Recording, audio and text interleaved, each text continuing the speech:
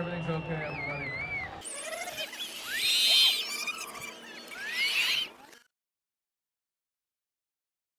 What's going on, everybody? I'm Scott from Konig.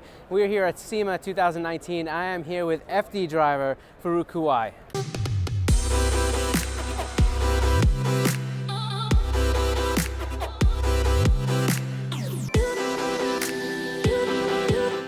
What's up, Scott? What's happening? Not much, man. We're here at the Borg Warner booth at SEMA. Yep. Featuring your beautiful wheels. Oh yeah, that's what we're here. That's right. There's no turbos here. There's no turbos. Only wheels. We actually brought the wheels to the turbo booth. Right. Yeah. Right. Spinning wheels and engine. That's exactly right. We're branching out.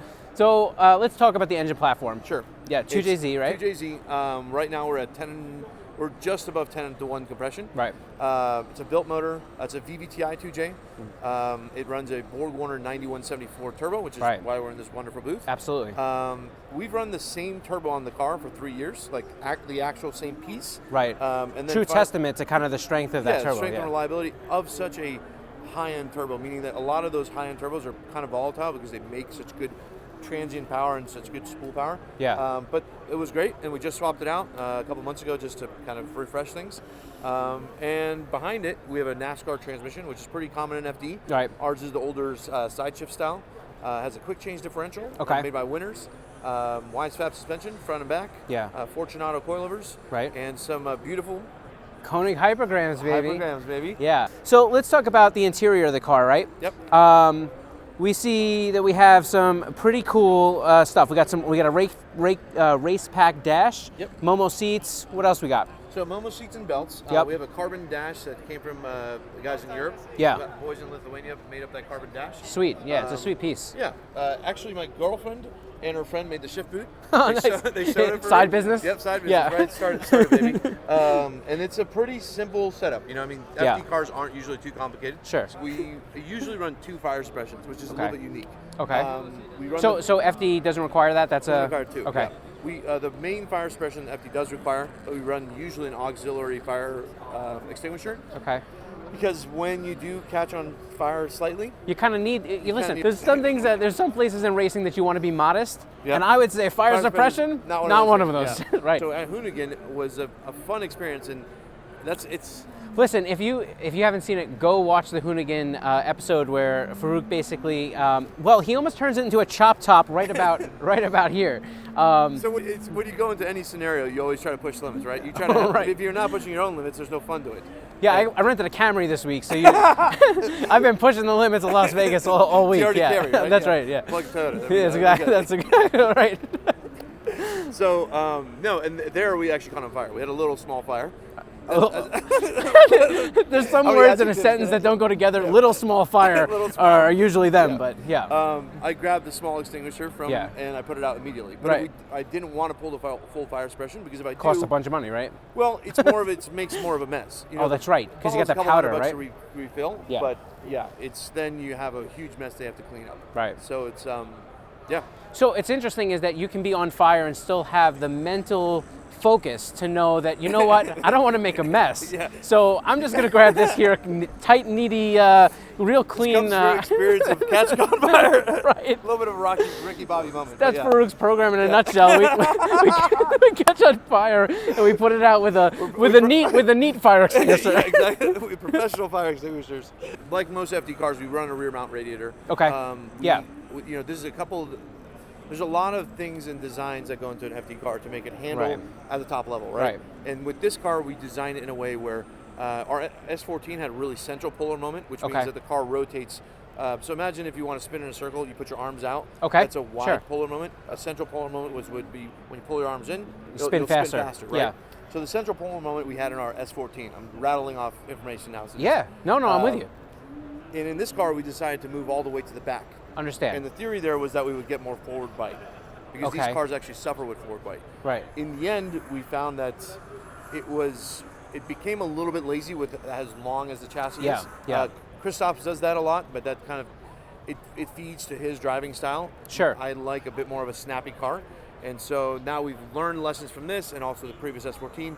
And with the S14 that we're building for next year, we're going to do some trick stuff. Let's talk about those brakes. Yeah. All right. So massive in the front. First off, they're Frando. Frando. Let's. It's not. It's not a superhero. It sounds like a superhero, doesn't it? It does sound like a superhero. Like an Asian superhero. I wasn't really sure where you were going with that, but I got it. So what's interesting to me is I pride myself in being a car nerd. Okay. And Frando, to me, for my ignorance, is not something I've heard a bunch about. But I got to tell you, that brake setup in the front of your car is massive. Yep. And I'm glad that we could not have gone with a smaller wheel. No, exactly. I had problems with clearance on the barrels. Yeah. And it's your wheels are one of the few wheels that actually would fit. So that's I'm right. pretty happy with that. That's wild. I mean, it is a major package. What is the deal there? So first off, let's talk about who's Frando, what brakes they are, why so big? So Frando, when I was in Taiwan in January of 2018, okay, and I was meeting different companies and just kind of seeing what the production side of a lot of companies is, so I could see who to partner with. Yeah. And I met these guys out there, and they were super into bike racing, into motorcycle racing. Okay, all right. And they'd done really well in that, and they'd done some like touring car racing out in Asia. Okay. And they have an amazing factory, really high quality, kind of like really tight quality control. Yeah. And I started being interested in the company. I said, hey, let me run your brakes. And I've dealt with a lot of companies before where it might look good, but it doesn't actually perform that well. They're amazing. They're simply amazing.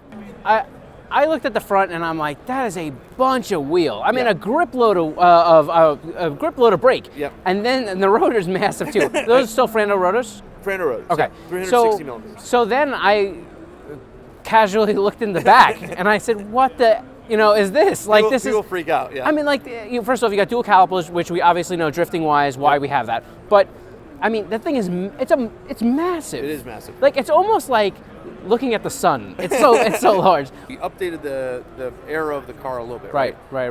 The car it started life in a junkyard as a burn car. Oh, no. I bought it as right. There's a theme going on here, folks. There's a theme going on here. But they used the need fire extinguisher, which was fun. So that's why I got the car. They did have one. Right.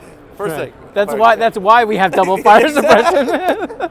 It started life as a burned 328, not as an M3. Okay. And then I took stock M body parts and put them on. Okay. Which in hindsight was a massive mistake. Right. Fenders are like $900. Right. So, which is fine if you don't wreck your car, but if you're going to drive it through 12 inches of water,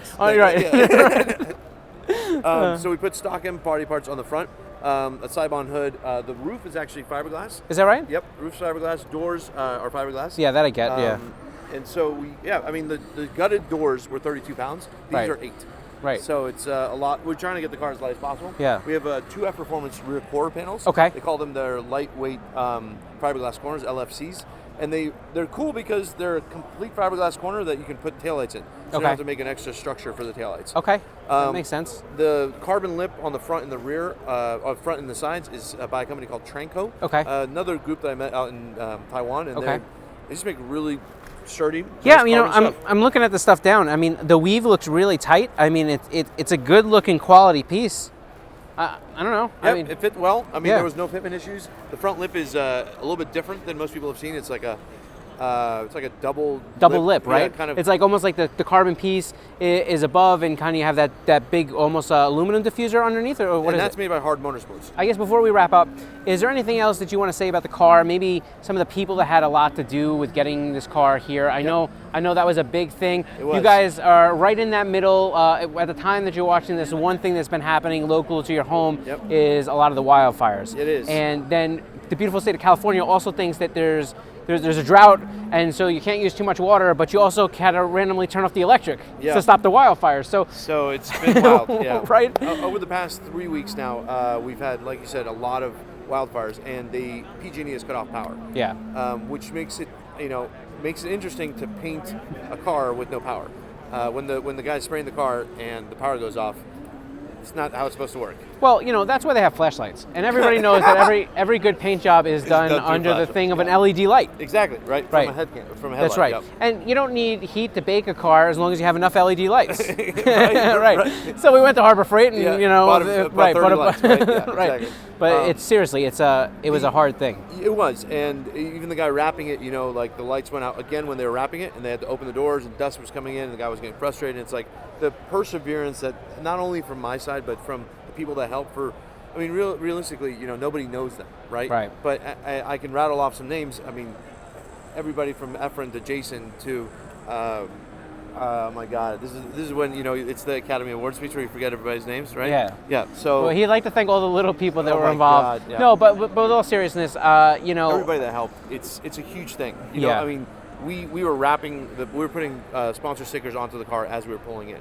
Yeah. And it's a testament to kind of my program and every kind of how my racing career has gone, but just never give up, and in the end, you'll get to where you need to go. Yeah, and you know, I only bring it up, you know, the one thing is about this car walk around is that some of the ones that we bring to you, we're walking around at a racetrack or, you know, kind of whatever, but we're here at SEMA, and, you know, if you know the stress that it takes to get a car here and to kind of be at SEMA, it's immense. And then to deal with the kind of things you guys are dealing with, and then worrying about your homes and different things. So people kind of put their lives on hold to help you do something and get somewhere and kind of be where you said you would be. And I kind of think it speaks volumes to your program and your team, you know? Thank you very much, man. I appreciate that. Dude, thanks so much for your time. We appreciate it. All right, so that's it for this car walk around. For more, head over to our YouTube channel. Make sure you subscribe, like, do all that good stuff. We're pretty much on most social platforms, and if we're not there, hopefully we'll be there soon. All right, peace. Peace.